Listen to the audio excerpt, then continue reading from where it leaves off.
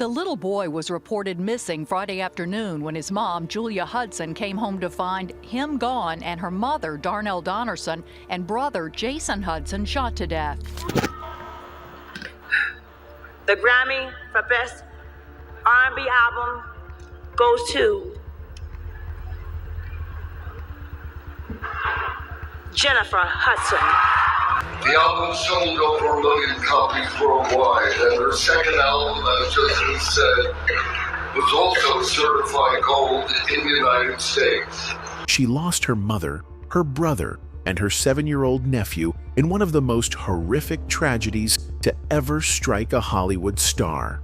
The frantic 2-day search for actress Jennifer Hudson's missing nephew ended this morning with the worst possible outcome: the discovery of an SUV missing from the crime scene with a boy's body inside. And then, just months later, Jennifer Hudson was back in the spotlight, stronger than ever, winning awards, performing for presidents, and making history.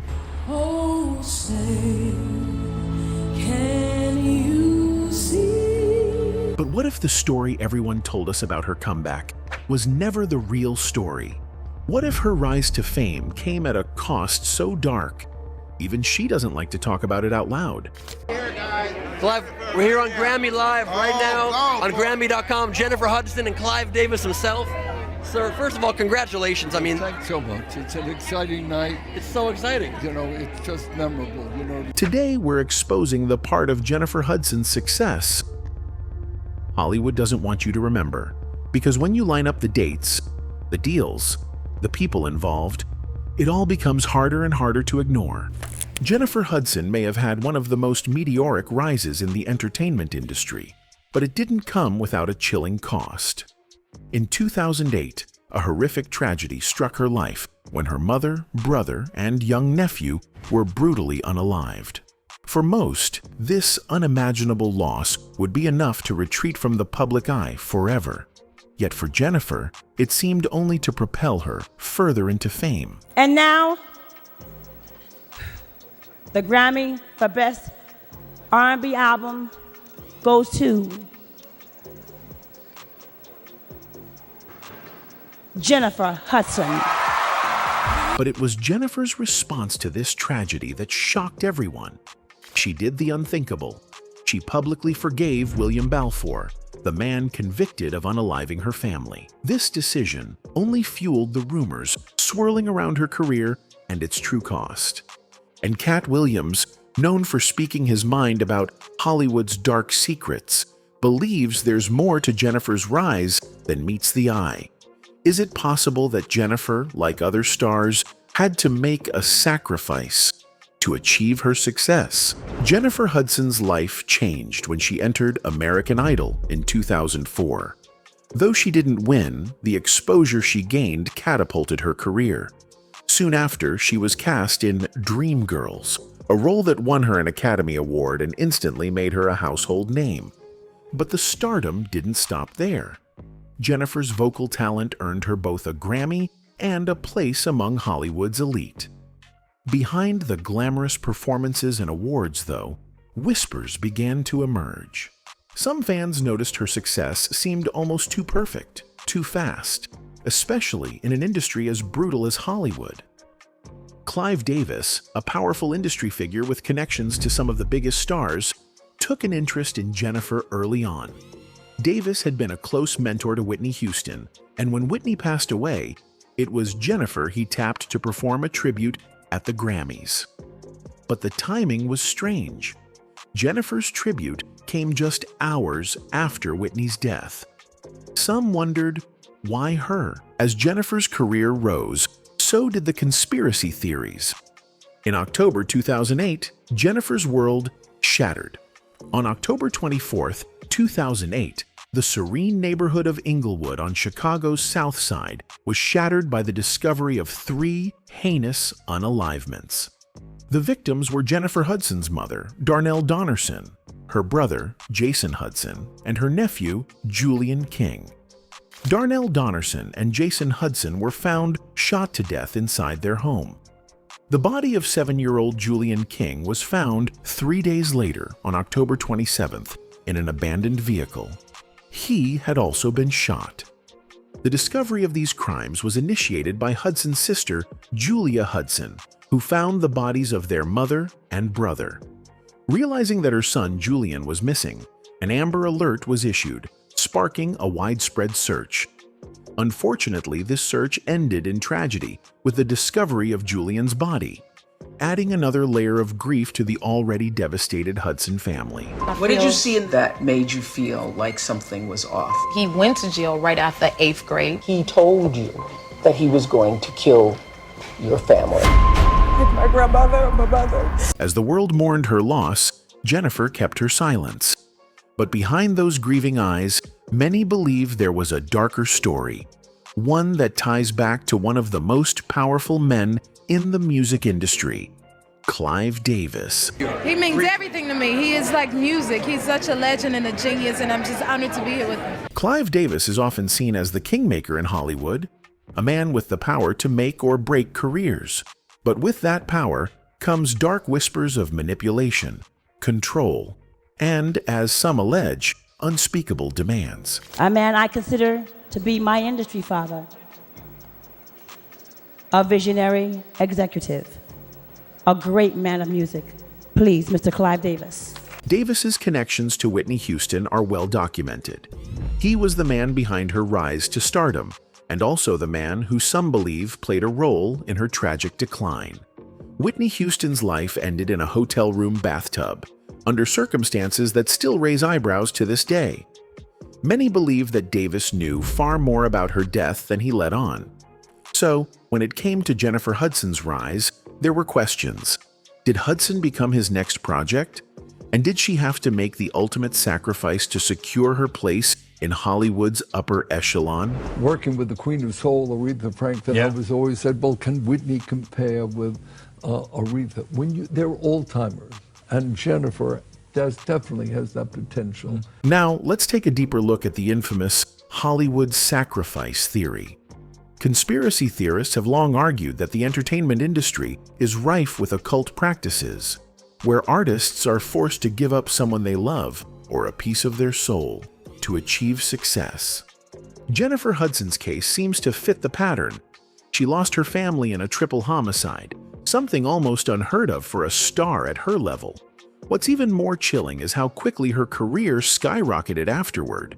Mere months after the tragedy, Hudson was back in the limelight, performing at the Super Bowl and winning an Oscar for Dreamgirls. Is it a coincidence that so many major stars experience profound personal losses at the height of their careers? Look at Kanye West, who lost his mother just as his influence in the music world reached its peak. Or Beyoncé, whose involvement in the mysterious deaths of figures around her has been rumored for years. My mom ain't here. My mama was sacrificed. Me too. You understand? Yeah, I'm pretty sure. Michael Jordan, what about him? His daddy, right? Bill Cosby, his son. The truth behind Hollywood's most powerful men has been a topic that Kanye West has never shied away from. In fact, West has been one of the few celebrities willing to call out the darkness lurking behind the glamorous facade of the entertainment industry. The Yeezy mogul has mentioned time and time again how stars like Beyoncé and Jay-Z have been subjected to intense pressures and demands from higher-ups like Clive Davis and Diddy. Dr. Dre, his son. You're out in Hollywood, a lot of people come up missing. Feels like it might be a lot of that in order to control, traumatize. Now, let's connect some dots. We've talked about Clive Davis, but where does Diddy fit into this picture? Diddy, another titan of the industry, has also been tied to the dark secrets of Hollywood. With numerous allegations of manipulation, controlling behaviors, and keeping tapes on everyone in the industry, Diddy's influence reaches far beyond his music empire. Diddy has been collecting evidence on all of you, and you don't know where those tapes are. That will buy your silence for quite some time. Some claim that Clive Davis and Diddy work hand in hand, pulling the strings behind the scenes. They decide who rises and who falls, and according to insiders, they hold evidence on anyone who tries to go against them.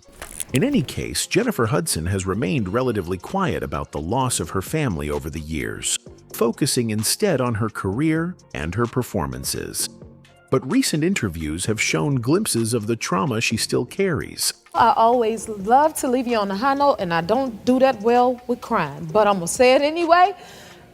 Nicole said it best. The trauma of my mother's death is not the story of her life. Anyway, back in 2008, the investigation into the deaths of Jennifer Hudson's family quickly zeroed in on William Balfour, Julia Hudson's estranged husband. Balfour had a history of violence and had previously threatened the Hudson family. His relationship with Julia was tumultuous, marked by frequent arguments and a separation. Despite these warning signs, the true extent of his violent capabilities became horrifyingly clear in the wake of the deaths. Balfour was arrested on October 24th, the same day the bodies of Donnerson and Jason Hudson were discovered. Initially held on a parole violation, Balfour was not immediately charged with the unalivements, as investigators worked to gather sufficient evidence. His fingerprints were found on the vehicle where Julian King's body was discovered, and ballistics matched the gun used in the unalivements to a weapon associated with Balfour. In December 2008, William Balfour was formally charged with 3 counts of first-degree M and 1 count of home invasion. The prosecution's case rested heavily on physical evidence and witness testimonies that placed Balfour at the scene of the crime and linked him to the unalivements. The trial of William Balfour began in April 2012, nearly 4 years after the unalivements. During the trial, the prosecution painted a picture of Balfour as a jealous and vengeful individual who could not accept Julia Hudson's decision to leave him. They argued that his actions were driven by a combination of spite and possessiveness. Key evidence presented during the trial included the testimony of neighbors who heard gunshots and saw Balfour at the Hudson residence around the time of the unalivements. Additionally, cell phone records and surveillance footage further implicated Balfour. The defense, however, attempted to cast doubt on the prosecution's case, arguing that the evidence was circumstantial and that there were other possible suspects. Jennifer Hudson took the stand during the trial, delivering a powerful testimony. She spoke about the last time she had seen her family and described her relationship with Balfour. Her emotional testimony underscored the personal loss she had suffered and highlighted the profound impact of the unalivements on her life. On May 11, 2012, after 3 days of deliberation, the jury found William Balfour guilty on all counts. He was sentenced to 3 consecutive life sentences without the possibility of parole, ensuring that he would spend the rest of his life in prison. The verdict provided a measure of justice for the Hudson family, though it could never fully heal the wounds left by such a devastating loss. The unalivements of Jennifer Hudson's family members had a profound and lasting impact on her life and career.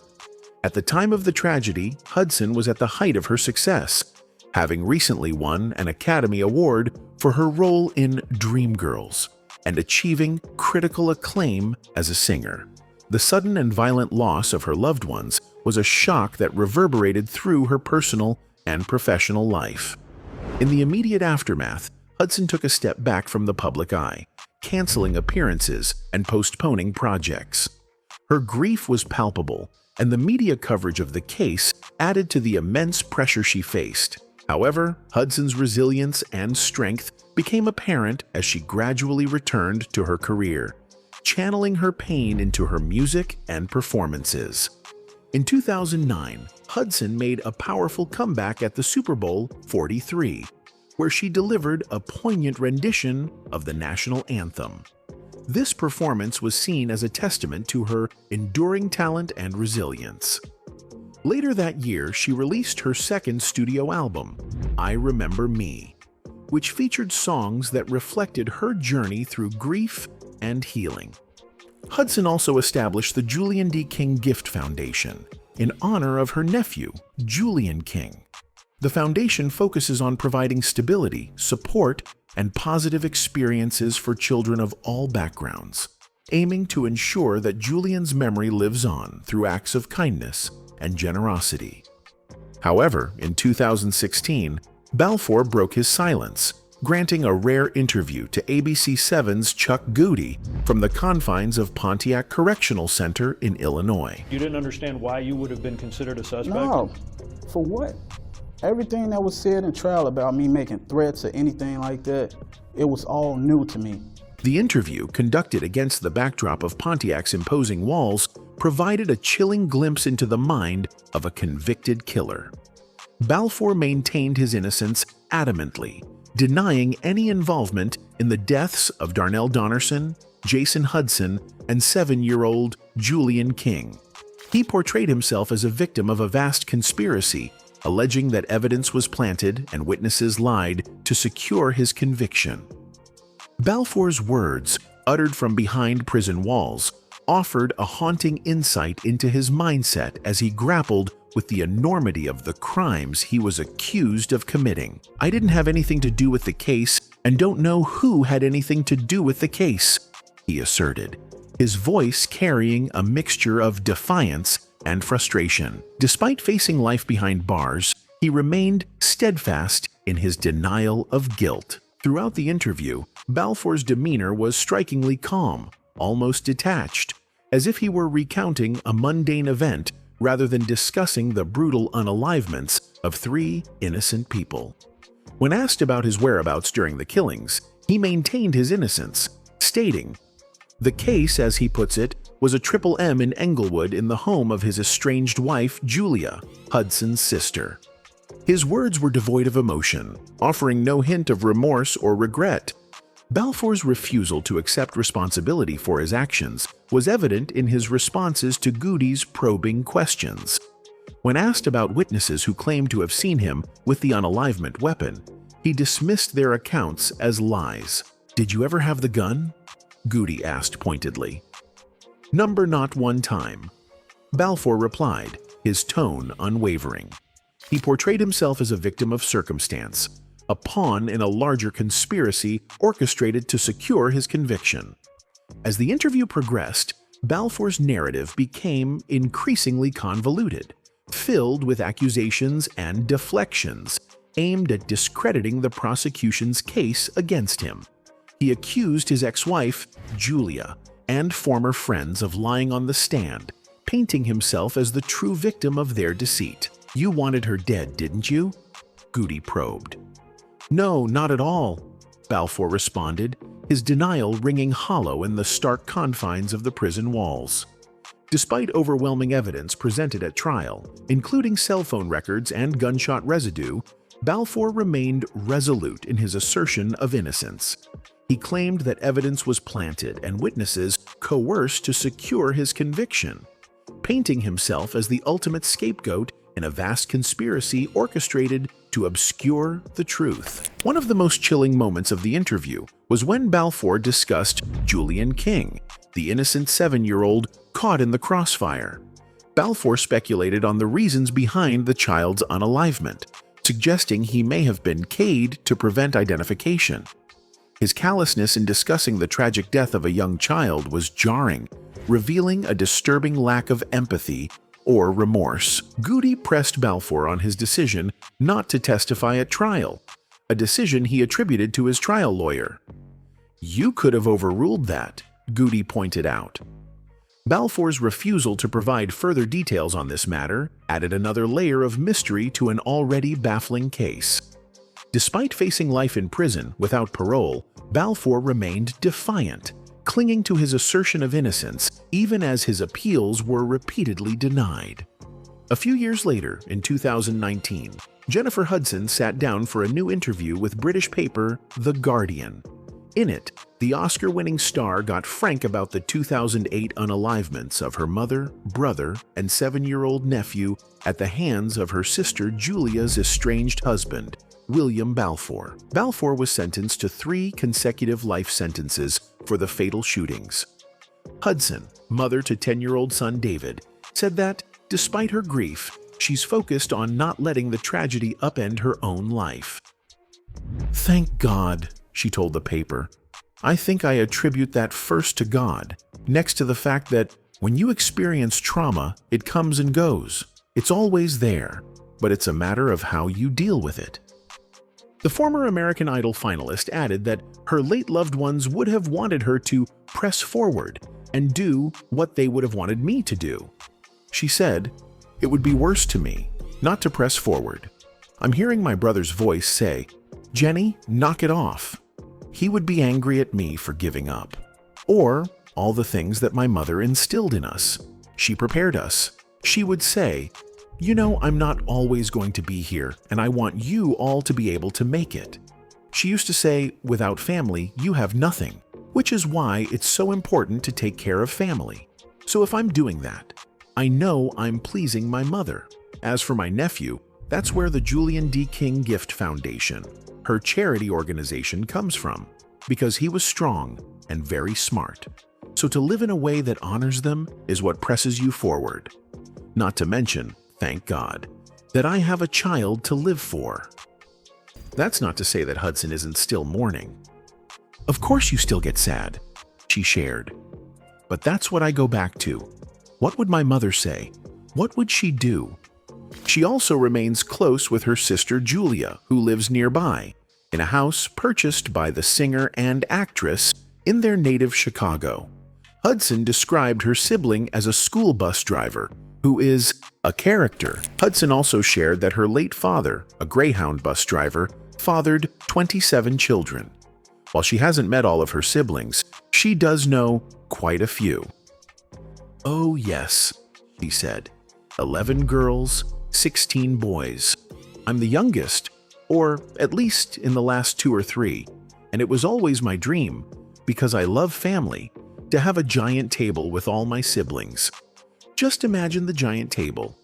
However, in a 2020 episode of Oprah's Next Chapter, Hudson revealed that she had forgiven the man convicted of unaliving her family. How was it to see him? It made my skin crawl. The Oscar and Grammy winner recalls seeing Balfour in the courtroom during the trial. "It made my skin crawl," she said.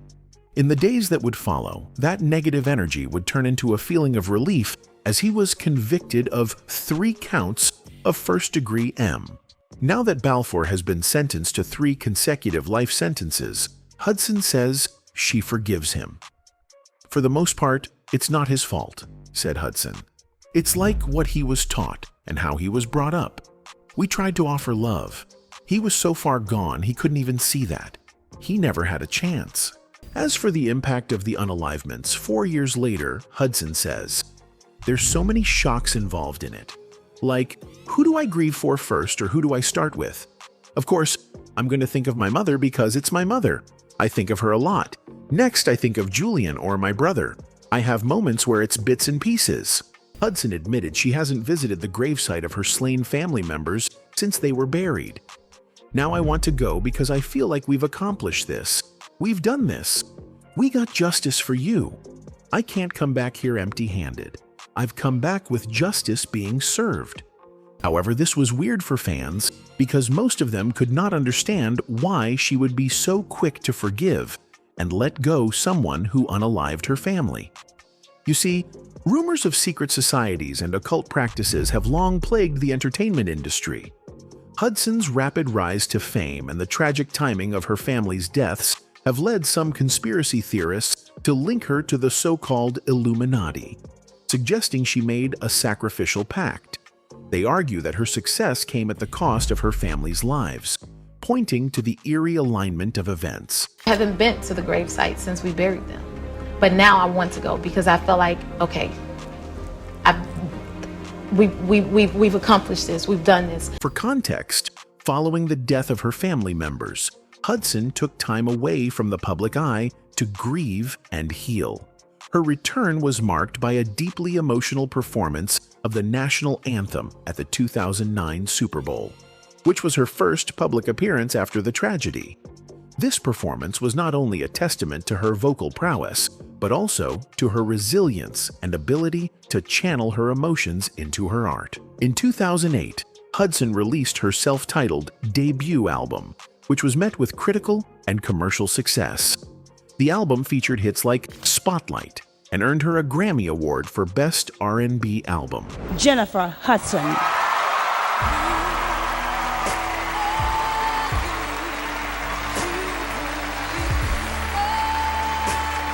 She continued to release successful albums, including I Remember Me and Jadi, showcasing her versatility and growth as an artist.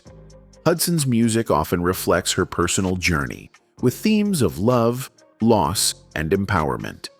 Her powerful voice and emotional depth have earned her a place among the most respected vocalists of her generation. Beyond music, Hudson has made significant strides in acting and television. She appeared in several films, including Sex and the City, The Secret Life of Bees, and the critically acclaimed musical Cats. Each role has demonstrated her ability to convey complex emotions and connect with audiences. Hudson also found success on television, joining the coaching panel of The Voice in both the UK and the US. Her charismatic presence and insightful mentoring have made her a favorite among contestants and viewers alike. Additionally, in 2021, she portrayed the legendary Aretha Franklin in the biopic Respect, a role that received widespread acclaim and further solidified her status as a versatile and talented performer. Jennifer Hudson's voice has brought millions to tears. Her story has inspired the world, but behind the spotlight was unimaginable loss. Some believe it was sacrifice, others say it was survival. Maybe it's both. But one thing is certain, you don't rise that fast in Hollywood without someone paying the price.